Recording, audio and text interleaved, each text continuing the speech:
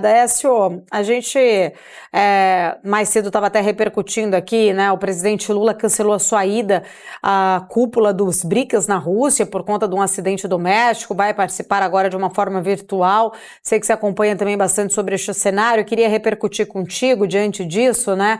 Entender de fato como que você vê o papel do Brasil nesse bloco, o BRICS que tem se consolidado cada vez mais ali como uma coalizão que desafia toda a hegemonia ocidental, inclusive agora a participação pela primeira vez até do Irã nesta reunião do bloco. Na sua avaliação, essa postura anti-Ocidente representa aí talvez um desafio estratégico para o Brasil? Pois é, Paula. Na realidade, eles se denominam hoje como uma aliança do Sul, né? Não seria bem anti-Ocidente, mas talvez anti-Norte. E tem aí membros importantes, né, que deram início ao BRICS, né, lá no passado. A África do Sul, inclusive, nem fazia parte, entrou posteriormente, era só BRIC, né, antes, e agora você tem aí houve no ano passado já uma expansão.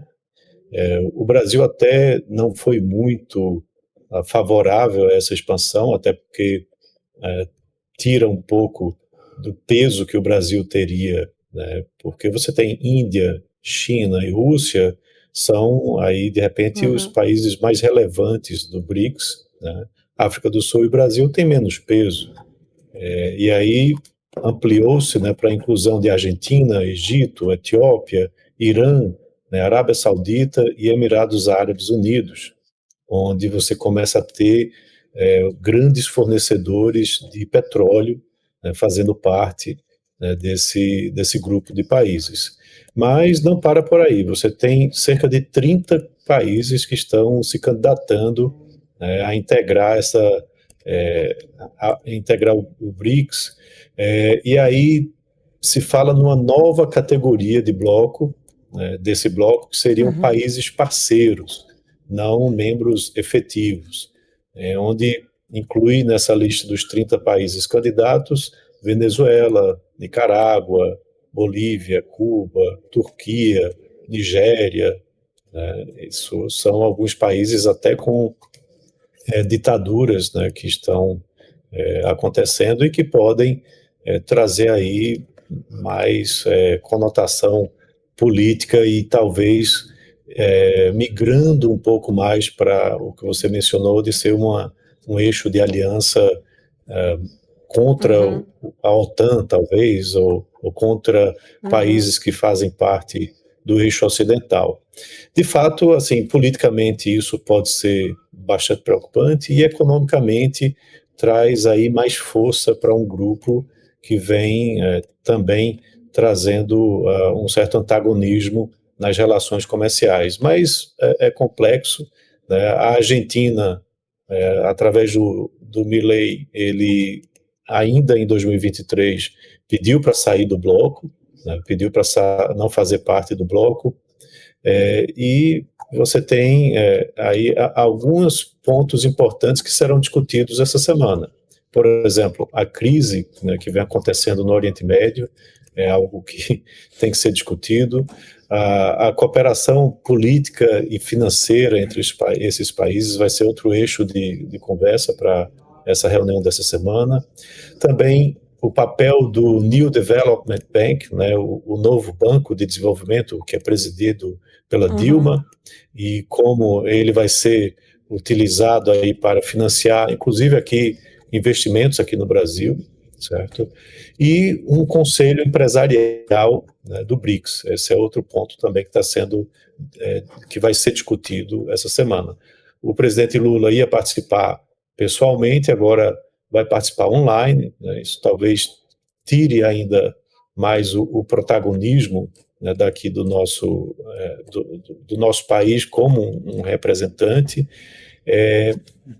Porém, vale lembrar que a partir de janeiro o Brasil se torna presidente do BRICS em 2025, durante o ano de 2025. E aí é uma presidência importante porque você vai ter também a COP30, que vai acontecer no segundo semestre, lá em Belém, trazendo protagonismo. O Brasil ia assumir esse ano como presidente do BRICS, só que como ele está como presidente do G20, aí resolveram adiar para o ano que vem e também para que fique tendo uma coincidência com esse evento do COP30. Então aí tem toda uma geopolítica acontecendo, tem impactos na economia, nas relações comerciais, e eu fico até questionando um pouco isso, porque você hoje tem a OMC, né, você tem acordos entre Mercosul e União Europeia para acontecer.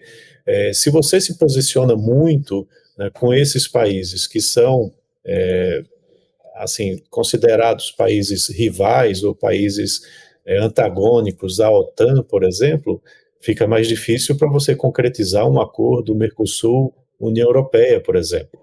A maioria dos países da União Europeia são contrários à invasão russa à Ucrânia, né? E aí a Rússia está lá no BRICS, o Brasil se fortalecendo dentro do BRICS ou se engajando com membros como esses que eu mencionei, pode trazer alguma dificuldade para que um acordo comercial como esse prospere.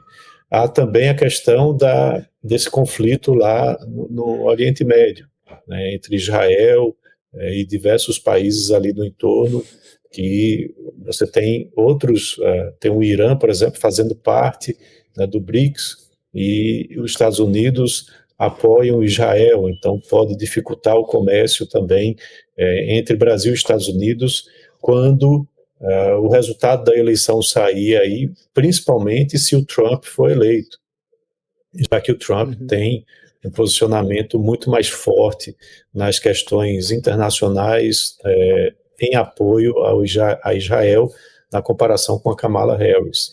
Então, assim, tem todo essas consequências políticas que podem ser reveladas, né, a partir de um maior aprofundamento desse número de sócios, né, ou de participantes do BRICS.